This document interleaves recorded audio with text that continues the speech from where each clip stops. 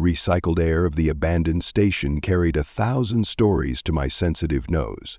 Stale nutrient paste from the mess hall, oxidizing metal, the acrid stench of damaged circuitry, and beneath it all, the unique scent of my quarry.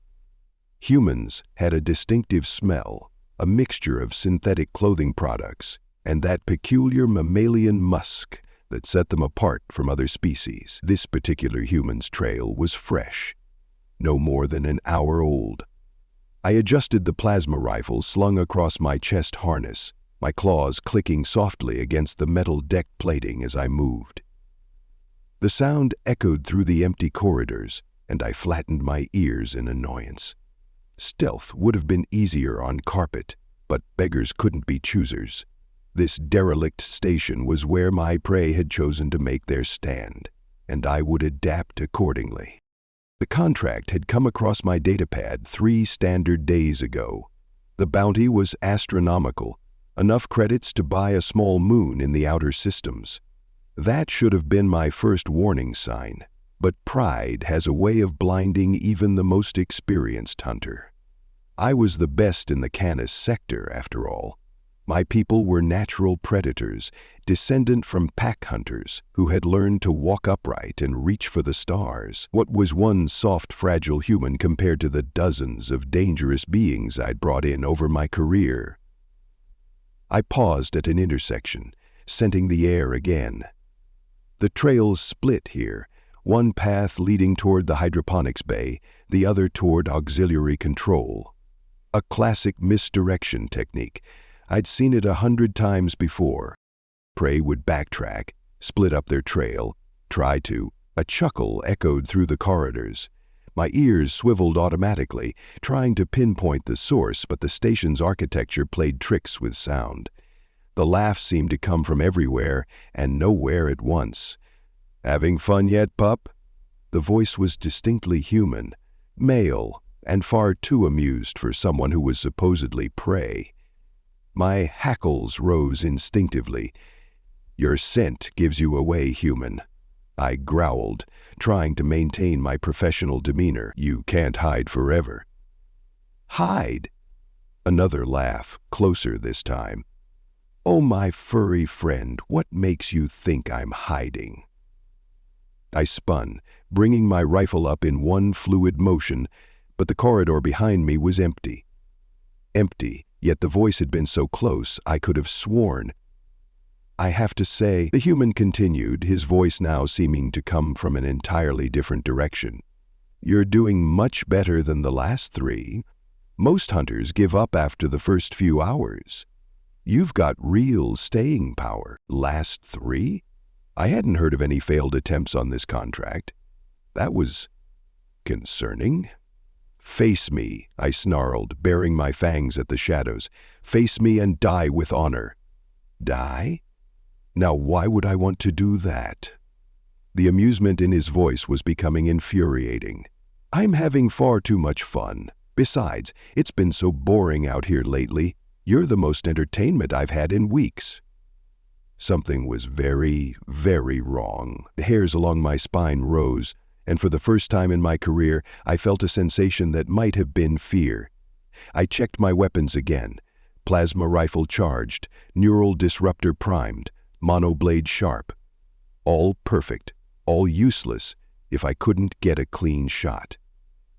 "Tell me," the human's voice drifted down from somewhere above, "did your employer mention anything about my qualifications?" I didn't answer. I was too busy realizing that I had made a terrible, terrible mistake. "No?" he sighed theatrically. "How unprofessional of them. Well, let's make this interesting, shall we? You've got 6 hours of oxygen left in your suit reserves. If you can catch me before then, I'll let you take a shot. Free and clear, no tricks. And if I can't?" The laugh that echoed through the station then would haunt my nightmares for years to come. "Then you get to learn why sending hunters after a supermarine is generally considered a bad idea." 5 hours and 13 minutes into what had become the worst hunt of my career, I discovered that my quarry had disabled my ship's systems. All of them, every last one. The realization came when I tried to remotely activate the emergency beacon, a precaution I hadn't needed to use in 15 years of hunting. Problems with the ship. The human's voice crackled through my suit's comm system. I hadn't even known he had access to that frequency. Don't worry. I left life support running.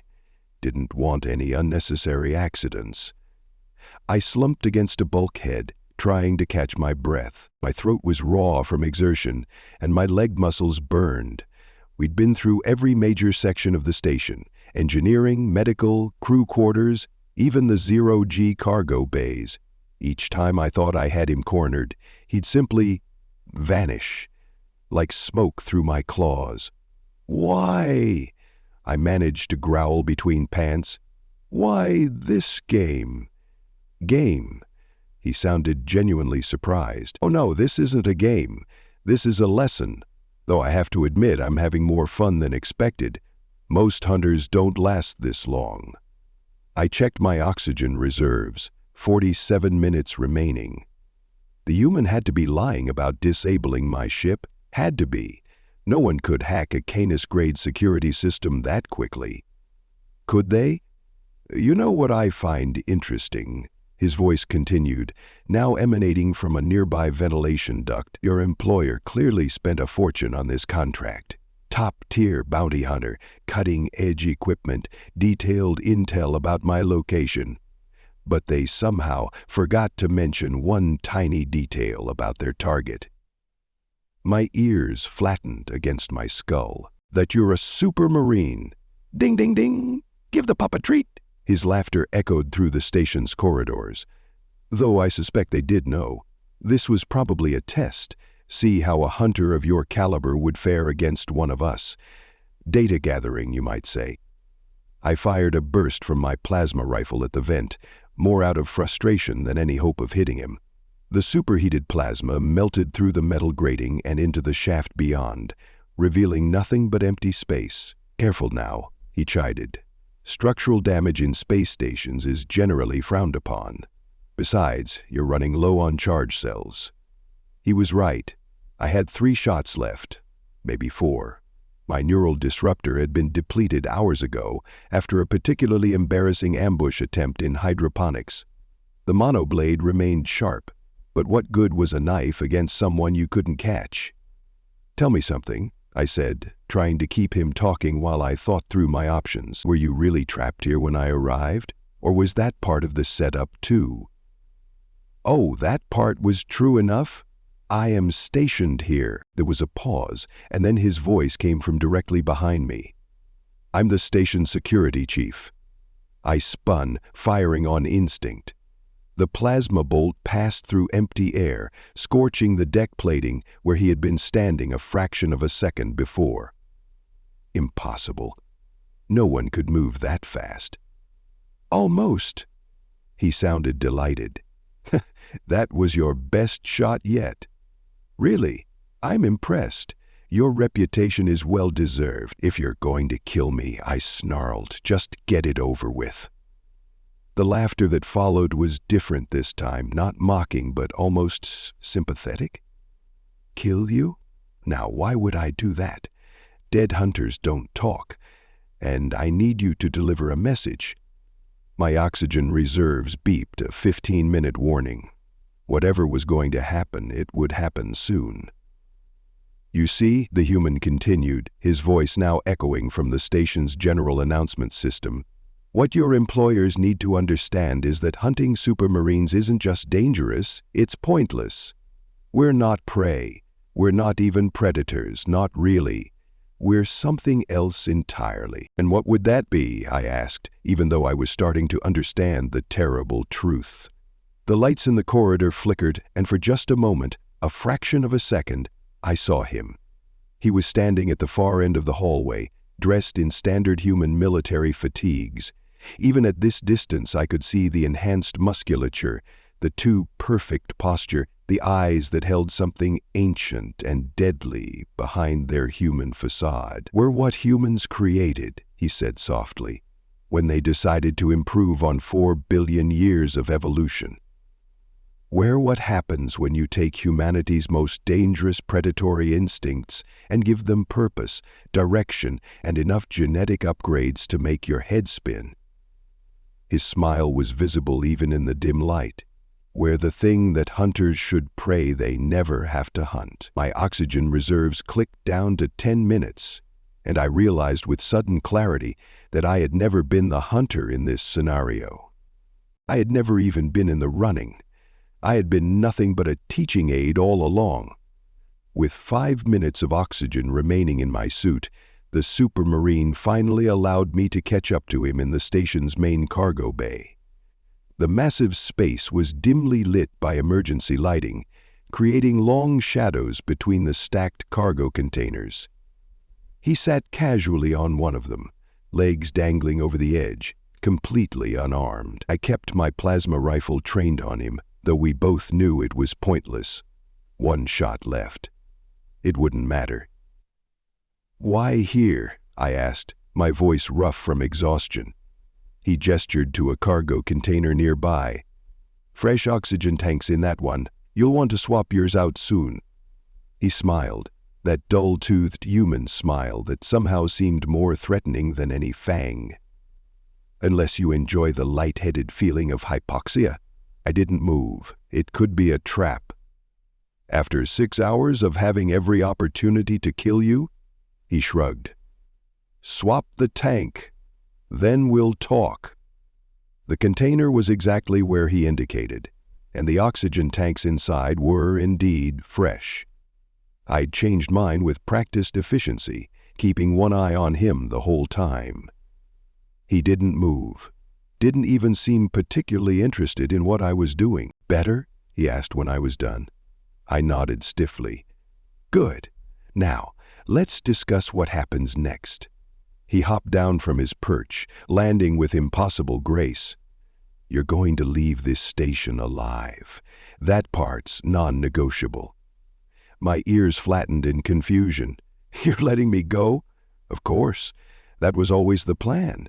He stretched casually, and I could hear his enhanced muscles and reinforced skeleton shifting in ways that normal human anatomy shouldn't allow. Dead bounty hunters don't spread stories. Dead bounty hunters don't warn others. Dead bounty hunters, in short, are useless for my purposes. And those purposes would be education. He began walking toward me, and it took every ounce of my training not to back away. "The Arcturus Syndicate, yes, I know who hired you, needs to understand that sending hunters after supermarines is bad for business.